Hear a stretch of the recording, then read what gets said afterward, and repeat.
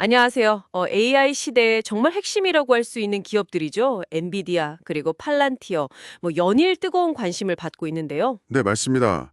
근데 최근 월가에서는 좀 다른 목소리가 나오는 것 같아요. 이 기업들의 질주에 제동이 걸릴 수도 있다. 이런 경고음이 들려오고 있습니다. 네, 그렇죠. 상반된 시각들이 나오고 있죠. 그래서 오늘 저희는 보내주신 그 AA 주도주, 엔비디아와 팔란티어 투자의 빛과 그림자, 이 자료를 좀 자세히 보면서요. 왜 이렇게 전망이 엇갈리는지 그 속내를 한번 깊이 들여다보려고 합니다. 네, 흥미로운 주제가 될 것 같습니다. 당신이 이 복잡한 신호들 속에서 좀 핵심을 파악하시는데, 네, 저희가 도움을 드리는 게 오늘 목표입니다. 자, 그럼 먼저 엔비디아부터 볼까요? 여기는 대부분 장밋빛 전망 일색이었는데 그 시포트 글로벌 같은 곳에서는 무려 40% 이상 하락할 수 있다. 이런 경고를 했어요. 목표가도 $100 제시했고요. 네, 상당히 파격적인 전말이죠. 시장 분위기랑은 완전히 반대니까요. 그렇죠. 왜 그런 건가요? 근거가 뭘까요? 그 보고서의 핵심 이유는 한 세 가지 정도로 볼 수 있습니다. 첫째는 역시 밸류에이션 부담이에요. 현재 주가가 AI에 대한 기대감을 너무 과도하게 반영하고 있다는 거죠. 실적 대비해서요. 아, 너무 비싸다. 네. 둘째는 이제 큰 고객사들, 예를 들면 아마존이나 구글 같은 기업들이 자체 AI 칩 개발에 속도를 내고 있다는 점입니다. 이게 장기적으로 보면 엔비디아 의존도를 낮추려는 움직임이니까 위협이 될 수 있다는 분석이고요. 그렇죠. 자체 침 얘기는 계속 나왔었죠. 마지막으로는 AI 분야 전반에 대한 투자 과열 가능성입니다. 시장 전체가 좀 식을 수도 있다는 거죠. 음, 그러니까 지금 너무 뜨거우니 조심해야 한다. 이런 경고군요. 근데 또 한편으로는 엔비디아의 그 기술력, 특히 큐다라는 소프트웨어 생태계는 정말 막강하잖아요. 맞습니다. 그게 정말 강력한 해자죠. 개발자들이 여기에 꽉 묶여 있는데 이게 쉽게 무너질까 싶기도 하고요. 실제로 다른 분석가들은 $180, 심지어 $235까지 훨씬 높게 보던데요. 정확합니다. 다수의 의견은 여전히 엔비디아의 기술 리더십 그리고 데이터 센터 수요 증가 이런 걸 바탕으로 추가 상승 여력이 충분하다 이렇게 보고 있습니다. 말씀하신 대로 큐다 생태계는 정말 강력한 경쟁 우위 요소고요. 네네. 다만 현재 주가에는 이런 높은 기대치가 이미 많이 반영되어 있고 또 경쟁은 점점 심해지고 주요 고객사들의 변화 가능성이라는 리스크도 분명히 존재하는 거죠. 정말 말 그대로 빛과 그림자가 함께 있는 상황이다. 이렇게 봐야 할 것 같습니다. 엔비디아가 이런 상황인데 그럼 또 다른 핵심 기업인 팔란티어는 어떤가요? 여기는 평가가 훨씬 더 극단적으로 갈리는 것 같더라고요. 네, 팔란티어는 더 그렇죠. RBC 캐피탈 마켓 같은 경우는 무려 74% 하락 가능성을 이야기하면서 목표 주가를 $40로 제시했습니다. 74%요? 와, 정말 엄청난 경고인데요? 그 이유는 뭔가요? 여기 주된 우려는 수익 구조의 지속 가능성에 대한 의문입니다.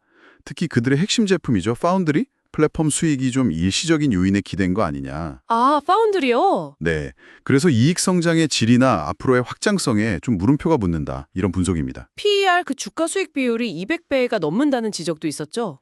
200배라니. 책자만 들어도 좀 아찔한데요? 맞습니다.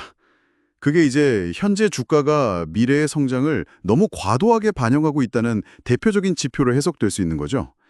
기술적으로 봐도 단기 과열 신호가 있다는 분석도 있고요. 그렇군요. 물론 팔란티어 역시 반론도 만만치 않습니다. 그렇죠. 여기는 또 미국 국방부 같은 정부 기관과의 장기 계약이라는 아주 든든한 배경이 있잖아요. 안정적인 수익 기반이 있다는 점. 네, 그게 큰 장점이죠. 또 상업 부문, 그러니까 민간 기업 대상 사업도 성장세가 좋다고 보는 시각도 있고요. 그래서 어떤 분석가들은 여전히 $100, $160까지도 목표가를 제시하더라고요. 맞습니다. 안정적인 정부 계약하고 또 성장하는 상업 부문, 이게 분명 팔란티어의 강점입니다. 그래서 일부에서는 여전히 강력 매수 의견을 내놓고 있는 거고요. 엔비디아처럼 팔란티어도 장기적인 기대감과 단기적인 고평가, 또 수익 구조에 대한 회의론, 이게 아주 첨예하게 맞붙고 있는 그런 상황입니다. 결국 이렇게 보면 그림을 크게 보면 PwC 같은 기관에서는 AI 산업 자체가 2030년까지 $15조 어마어마한 규모로 성장할 거라고 예측하는데 막상 개별 기업 단위로 이렇게 파고들면 불안 요인이 상당히 많다는 거네요. 네, 핵심을 정확히 짚으셨습니다. AI라는 거대한 메가 트렌드 자체는 분명하지만 그 흐름을 타는 개별 기업들의 여정은 그리 순탄치만은 않을 수 있다는 거죠.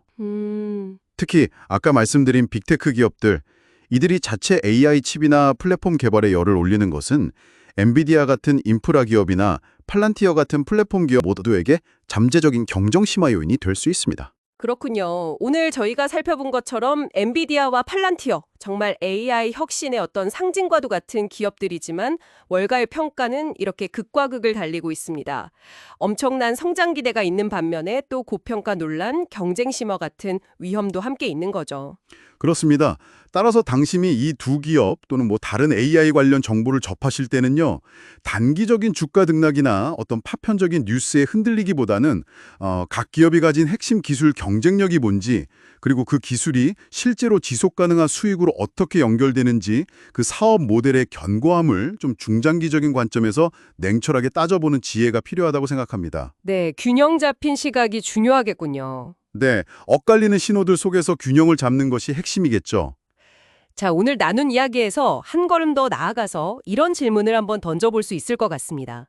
만약에요, 구글이나 아마존 같은 이런 거대 기업들이 자체 AI 칩, 또 플랫폼 개발 경쟁에서 생각보다 더 빠르게 성과를 낸다면 앞으로 한 5년 뒤쯤 AI 산업의 지형도는 지금 우리가 아는 것과 얼마나 달라져 있을까요? 아, 흥미로운 질문이네요. 네, 이것이 엔비디아나 팔란티어 같은 기업들의 미래는 물론이고 AI 생태계 전체에 과연 어떤 파장을 일으킬지 한번 생각해 보시는 것도 상당히 흥미로운 관전 포인트가 될 것 같습니다.